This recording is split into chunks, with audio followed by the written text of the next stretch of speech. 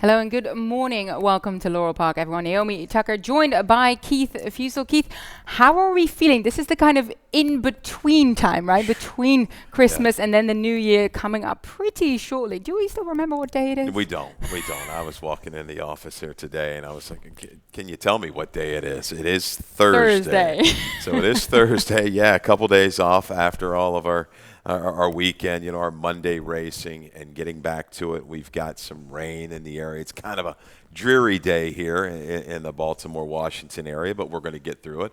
Tricky little race card ahead of us. But how are you doing, and how was your trip? Glad to see you back. I know you're working on a little bit of jet lag, but you're a gamer, so that's good. So let us know how'd everything go over there. Slept like a baby last night, so feeling fine. And talking about the weather, I mean, it came from the Netherlands, and it was quite a bit of a lot of rain actually there too. But that's kind of normal for us. So to me, this seems normal as well. Of course, we'll talk about the track conditions in just a second to see how that will play out. But no, doing fine. Glad to be back. Saw all the action from over last weekend. I mean, I must admit, Colt Maker standing out. The old boy getting it done again. What a racehorse he is. So did caught up on everything just a little bit later than expected. You know, we're having a bit of family time. It's good to get away, get a break. Sometimes it's a little tricky to get back into it. That's the hardest thing I find. If I'm away from it from like a week, it's like all of a sudden it takes me like 3 or 4 days to really catch back up and really understand everything I'm looking at again, although I've been doing this for,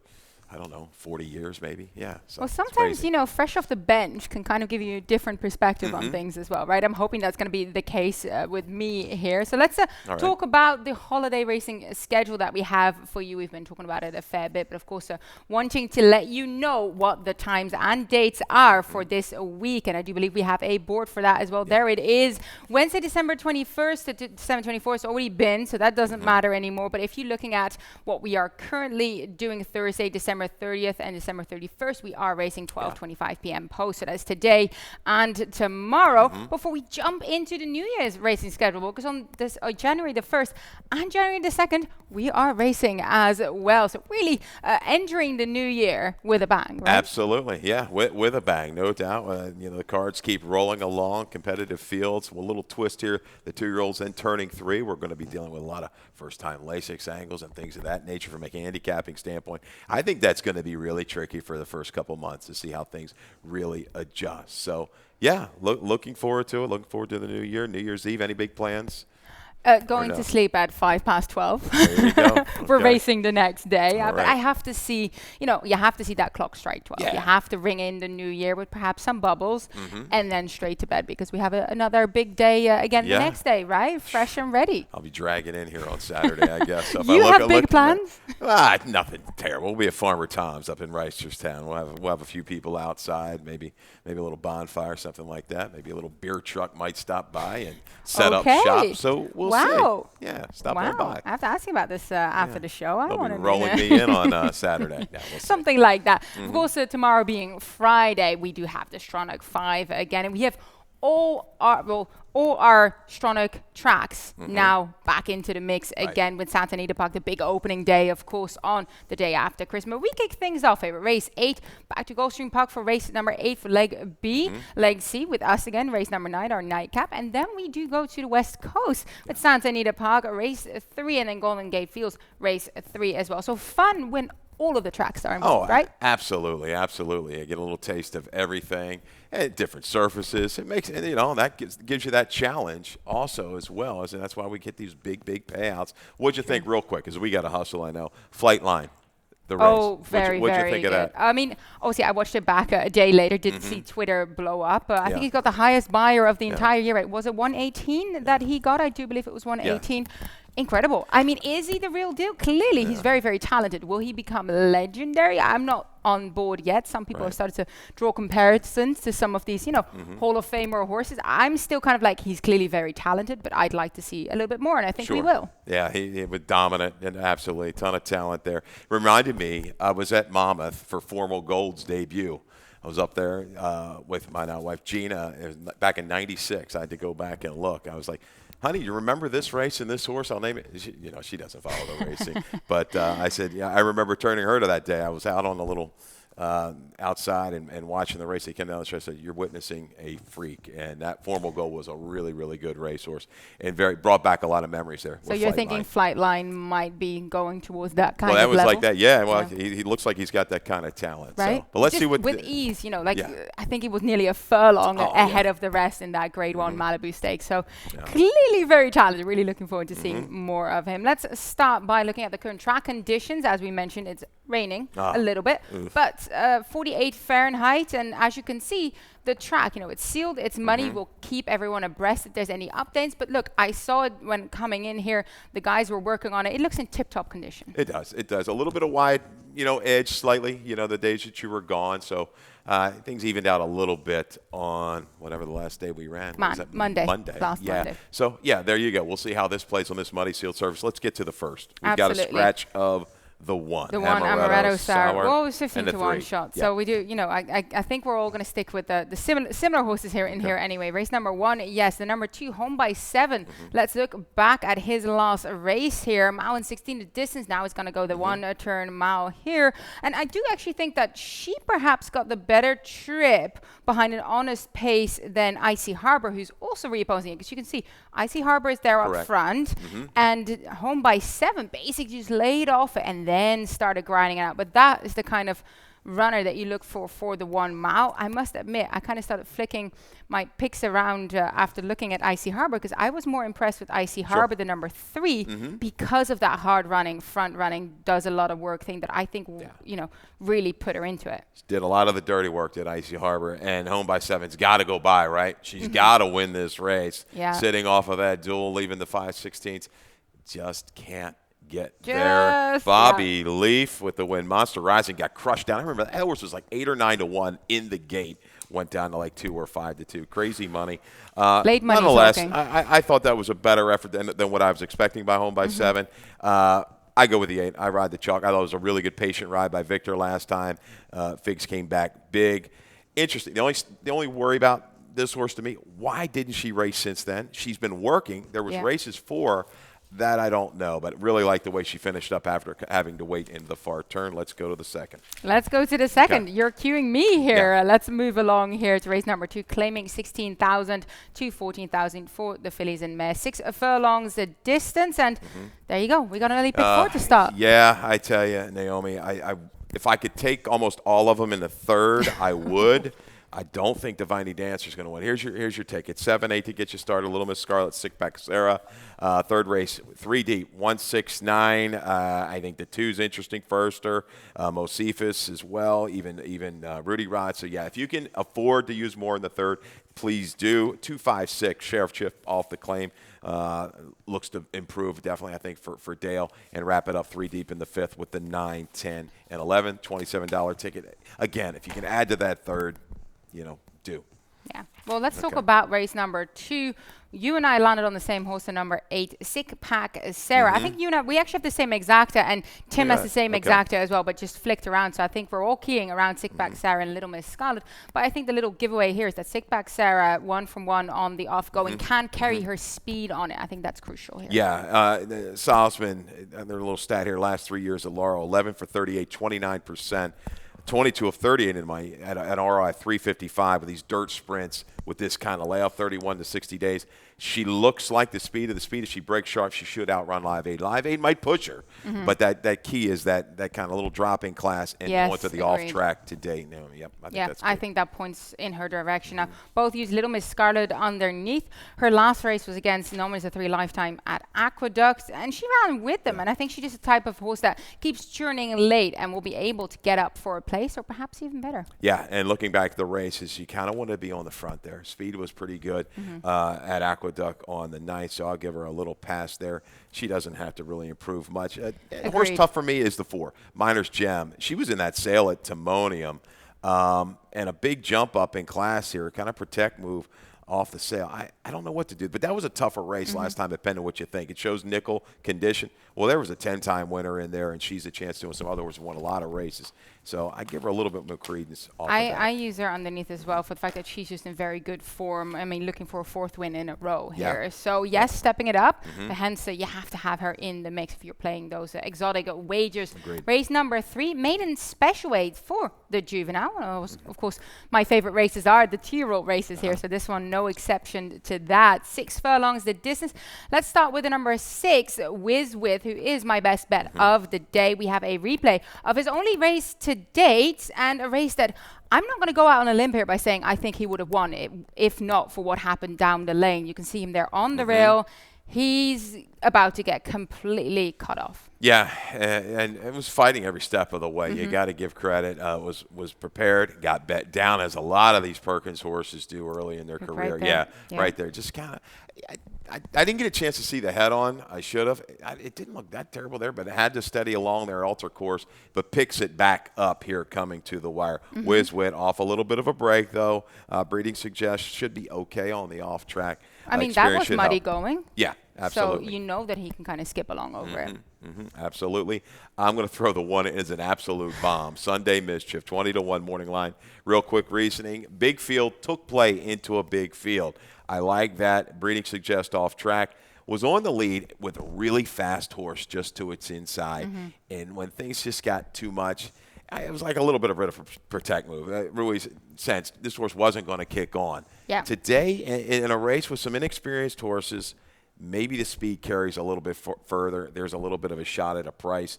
I'll use the 9. I like it. I think, I mean, a lot of hope. Half brother to Street Loot, I do believe. So clearly a very fast horse. Early looked fast. So I remember him. Out of a good race. Yeah. You like the 9, the firster, a little bit. I do, because I had a look at the pedigree there. Aside from the fact that Cahill Lynch is actually very, very good with 2-year-olds at Maiden Special Weight level. Hits at 20%. 61% of the first-time starters at Maiden Special Weight level for the Cahill Lynch barn hit in the money. I think that's a very, very good stat. And then this horse is a have-to multiple winning miler on the turf and all-weather winning calls. Now, none of the siblings won first out, so it's a little bit of a cautious kind of deal, but he's got a good, decent family. I like an outside draw over an inside draw for a sharp barn. And you've got a little angle here. Rodriguez looked like he was also named on the overnight to his win. Goes here. Maybe a little bit of a tell with the jockey moving to the outside to the 9. Codigo, the 2, Sagrada Ray, and Frosteds don't win a ton first out, about 9 or 10%. This horse is working well there. Gary Kappa barn, very, very good second out with his owner. I looked up a stat. With this owner over the last 3 years, 0 for 7 with the firsters, but 4 for 7 second out with this barn. This horse looks prepared, though. I think this horse is going to bring a finish into some speed. Wouldn't surprise me when he protects them in these Maiden Special Weights. He's a little bit better. He's like 2 for 9, 5 for 9. Smaller sample. Oh, I like that. This is a good field coming up in race number 3. Race number 4, we start the Rainbow Pig 6. Now, we do have a Callie who's made us a ticket here for today. Let's have a look at how she plays it. 7 furlongs of distance for this first race. 2, 4, and 6 she uses in here. The 2 Sheriff Chip also high up in my selections. And then race number 5, she goes 3 deep again. 7, 10, and 11 in that maiden 25. And then in race number 6, she tightens it down. So you can see no singles today, which I do kind of understand, except maybe Galeria. We'll get to him in a second. 7 and 10 she uses in race number 6. Race number 7, she goes 3 deep again. 4, 5, and 13. I actually like that allowance race. I think that's a very, very good race. Interesting, she doesn't use Montauk Daddy, though, the number 2, who I kind of like. So if you want to add one more horse just because I like this horse, then you could. Race number 8, she goes tighter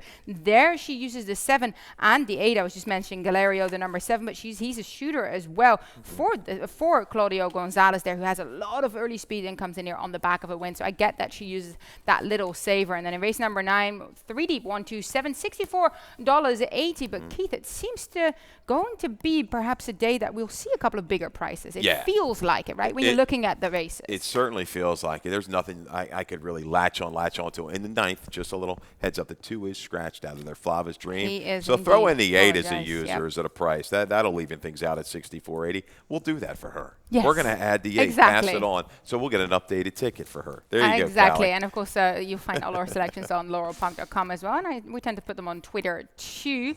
Race number 4, same horse for us here. Oh, exact same horse. I didn't even realize that this morning when I put in all our picks. We both landed on the number number 6 in here, which is Crowned Count Cristo for Dale Bennett. Look, I think there's plenty of speed for him to target in here. Has competed at allowance level before, will now be running at that claiming 16 level. I think he can make that work. Yeah, I do too. I think I like the subtle drop. This horse is hung wide every step of the way. In races with a lot stronger flow up front, things will be a little bit more relaxed, not as frantic for the 6 today. I think he can set up shop within a couple lengths around the turn and not be hung as wide. Sheriff Trip off the claim going to be dangerous. He looks like a horse that's going to be put into the race first off the claim, and you got to fear the 5 to Shackle. That was a tough race at Charlestown last night. You don't see a Claudio horse go off at 38 to 1 at Charlestown. Right? No, that doesn't happen. First 3 finishers are all 5-time winners. Okay, that's that West Virginia little twist that they have in their conditions. And he's going to show the ability to close in here. So 6-2-5-7 in the 4th. I'm around the 2 and the 6 is my keys in the exactas. I agree as well. And I know that Sheriff Chip is also the top selection for Tim. Based on that off the claim, figures work in here, turns back to 1 turn from that mile and 16. I think that's a good move here for a sharp barn in Dale Capuano's barn. Race number 5, Maiden claimers 25 to 20,000 for 3, 4, and 5-year-olds. 1 mile the distance here. And there's our late pick 5, because Tim created late pick 5 for us. He goes too deep in here. He uses the 9 and the 11. I know that he likes the 11 the best in this spot, which is Our True Sensation, as well as in race number... Our True Sensation, that's in race number 6. I was getting ahead of myself here. Race number 6, he goes very deep. He goes 40, 4, 6, 8, and 10. That's 6 furlongs, conditioned claimer for the ladies in that spot. And then in race number 7, he goes 3 deep again using the 2, the 11, and the 13. And race number 8, 3 deep again as well, 3, 7, and 8. And then he singles in the last leg. Race number 9, he singles on Fearless Lassie, who's bound to show her speed here once again. She was all hard when continuing on the lead after a bad experience when clipping heels in the race before. So she really came back with flying colors, really. So really good to see there. So I like his single, and that's about $36 flat. That does start in race number 5 here. We'll have a look at our selections in this spot as well. 1 mile, 1 turn the distance here. Maiden claimers 25 to 20,000. And Keith, we'll talk about the number 9 first, who is your top selection, as well as also that we have a little stat play on here for trainer Graham Motion, I do believe. And Graham having done pretty decently with these. Yeah, it's a smaller sample. You don't see this a lot. I mean, Barn just has a lot of really, really good horses. But the last 3 years on the dirt, it's 3 for 7, 43%, 7 for 7 in the money. So if you're using exactas and things of that nature, tough to throw out with these maidens off 180 days or more. Okay, that's a key there. ROI 331. Returns as a gelding, obviously by Uncle Mo out of a good mare. You know, you were expecting a lot more out of some Mo. It just hasn't panned out. And they had to make, some changes to try and get his potential out, right? Yeah, yes, they did. So we're going to see if this kind of gets him back and can improve a little bit. Naomi, the 10 and 11 are the fastest horses. They've been the fastest horses in the races. They're the horses to beat, in my opinion. I think Big Maz will be up close. Back and Echo, maybe somewhere from mid-pack making that run. Yeah, I like Back and Echo in this spot. He drops back down from that maiden special weight level that he's been campaigned over. So he gets that class 3. And I thought he ran decently against those maiden special weight runners.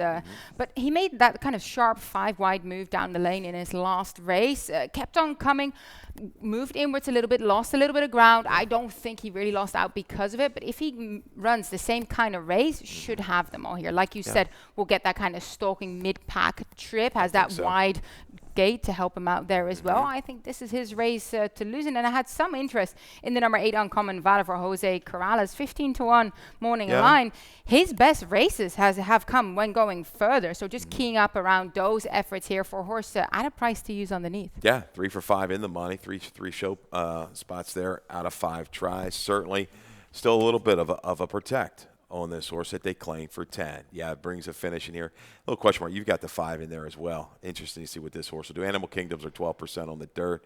One dirt winning sib there in the family off a little break. This horse should bring some run with it. Kind of a sneaky kind of horse in here. Yeah, kind of an interesting horse with a different barn now. Blinkers go on, different surface. You have to use him because of that unknown factor of how is he going to fare over this. But look, he gets a muddy track. I think unless it dries out a lot, that might help him with that transition from the turf as well. Race number 6, that condition claiming for Feliz Mes 3-year-old and up, 5,000, 6 furlongs a distance. I landed on those that we have a video spotlight on. I see that you have her in second. Patient last, trainer Mike Giralis. Forrest Boyce will remain on board, and she was on board right here when Patient last made a deep closing effort to reel in Blue Sky Venezuela. You can see there, she's still last when we picked up the video here. She going is. wide. She is. It looks like she got no chance, right? Multitude of lengths in between. But boy, does she level off here now. Gets her straight past the 316 pole, this Forrest Boyce. She's familiar with this mare. And Mike off of time. I mean, he takes his time, especially we've seen a couple breaks in the form with this mare as well. I just think there's some questionable speed types. I think she can relax off the pace and make that one run. The layoff doesn't really concern me with her. Oh, that old Hilltop. That was old Pimlico. Okay. It doesn't, it doesn't concern me that much either. And the number 3, Eloquent Lady, I use her, and she's your top selection. Yeah. Look, she has the pace to try and take them all the way. Yeah, I think she's kind of the one that I think if Archery Sensation really goes guns a-blazing from the outside, she'll set up shop. Now, I want her to run a little straighter. She was trying to get out around the turn last time up, but she's third off of a break. Should bring one of her top races, I would think, today from just off the pace. Mortal Storm, kind of been a disappointment the last couple. She likes to chase. I don't see that last little push, and the 10's the improving horse. I like that you've got her into the mix. Yeah, I thought she was definitely moving forward, especially in her last couple of races, just kind of taking that next step that you're looking for, that upward moving horse. Perhaps the now horse in here is the number 10, Courageous Grace. JD Costa remains on board, 1 on her in her last 2. I think it's a winning partnership that I have to at least include, and I use her in my exacta for that reason. Race number 7. Nice allowance race coming up there for sprinters. 5.5 furlongs the distance there. Look, I went with Montauk Daddy, the number 2 here. Put in a bit of a clunker on the turf, back to the dirt. First off the claim for Rob Classaris there. Look, he have to step it up here, but he has a low draw, has a lot of early speed to navigate himself a good spot in here.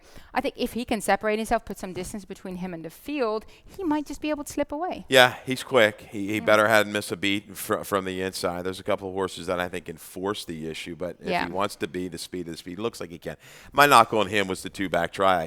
Had the way the racetrack in his favor and just couldn't hold on. That was the key for me. I think the 13 going to the lead is cycling back to one of his better races. Love the ability to rate last time and close in. Yeah, we have video of his last race as well. Let's have a look at that. Look at him there. I thought this was a really good ride from Karamanos to be able to kind of work in from behind horses and get this horse's pique his interest a little bit. And you see that now. I mean, horses will kind of run up on a group, and they really get keen. They get fired up. They say, all right, now I'm ready to roll and compete. This guy gets to the outside about 5 wide, top of the stretch. Just can't get up. He's orientated. He's a fast horse with a big price this particular afternoon. He's a shooter in there. He's come back to run some good races. We'll see him. I thought this is a good try. I think this horse is going to come back now and run another race. I think he moves up off of this effort at the 5.5, and he's going to be tough in here. I like there's a couple scratches. He gets a little help here, gets in a little bit closer, maybe not hung quite as wide. Yeah, well, I was quite taken with that effort because every single quarter, if you look at the time from US Pace fingers per segment of the race, that final quarter was his best, his fastest, that you can really see that he kind of ran the race upside down in comparison to normal US dirt races, right? We tend to go fast early and then slow down the least is the horse that ends up winning. He flipped that around. He was accelerating there late. You could see that really geared up, like you mentioned, really had his eyes on the prize, just lost out there. But I love him in this spot as well, so I have him in my exacta. As we might as well move along to race number 8, which I also think is a good event in here. 2 other than optional claimer Mowen, 16s around the 2 turns here. Let's look at the horse that we both like in this spot, Galerio. I believe we have a video spotlight of him in November, which was right here. You can see him there just behind the pace, and that's the kind of running that he tends to do well with, that he doesn't need to be on the lead. Now, he was beaten favors that day, but I thought that was a sharp 3 wide effort. It was a heavy drive there. You can see really Jaime Rodriguez had to work on him, but he was reaching and he was trying for him. Kind of a cord maker type of horse, right? Cord maker, I think, was a little bit older, but I mean, this guy just brings it every time, and he can run fast and keep going. Bustoff just ran like a career race this day. Ran a huge. I think the buyer came back like a 93 or something like that. But you take nothing away. I guess the question mark back in for the tag, but trying to find these races, certain races that fit him now when you run out of spots to go. He's back. He may find a new home, but I think he'll be pushed into the race early. And then if a couple horses from his outside want to go, JD can give him a little bit of a breather. Right. He brings the finish. Yeah. You're pulling for a horse like this. But look at his wet record as well. Yeah. 4 times starting on the off-going, wins twice, runs second twice. I think this kind of going moves him up a little bit as well. Absolutely. And I mean, he can run over, it seems like, broken glass. But you use the one. I think the post. I like both the Hammy's horses underneath. And if you're going to save a little bit and toss Glario, key around the 1 and 3. Maybe that's your best angle in this race for your most value. Both will get position, I think, somewhere from mid-pack, and they can bring a finish. Good race against the grain. 2 back from the poser. Last time out, not so much. Yeah. Back out to a mile 16th, I think works. I think he likes that added 16. He's a huge horse. I remember talking with Hamilton Smith about him. He just keeps on grinding, has that long stride. Isn't the quickest of quickest, so you kind of want that distance for him, like you saw in the Maryland Million Classic, where I thought he ran really well. I use Contraflow in my exacta. Now, the only problem is that it's not an ideal post position for him. He has some speed. I'm worried about him getting hung out wide with that gate coming up, with the bend coming up pretty soon here. But look, 2 and 3 back, really, really decent efforts over the distance. So I wanted to include him. Of course, Kieran McGee has been doing very well so far in 2021 all round at all different tracks. I kind of wanted to not be caught out if Contraflow ends up sliding in nicely. They've done a nice job with this horse, no doubt, off the claim. But has he met that level? They're going to give him another shot. To me, it looks like his best effort's going to be on the go. Got to go. Right. Because he's a shooter's pretty quick Galerio. These are fast horses that can carry it. Contraflow, if he has to make a move into the teeth of that pace, will he sustain? But take nothing away from what the barn's been able to do with Contraflow. They've really brought out the best in him. Last race on the card, our nightcap, race number 9. 5.5 furlongs. The distance numbers are 2 lifetime nickel claimers, Fillies Mess 3-year-old and up. And both of us use similar horses again in here.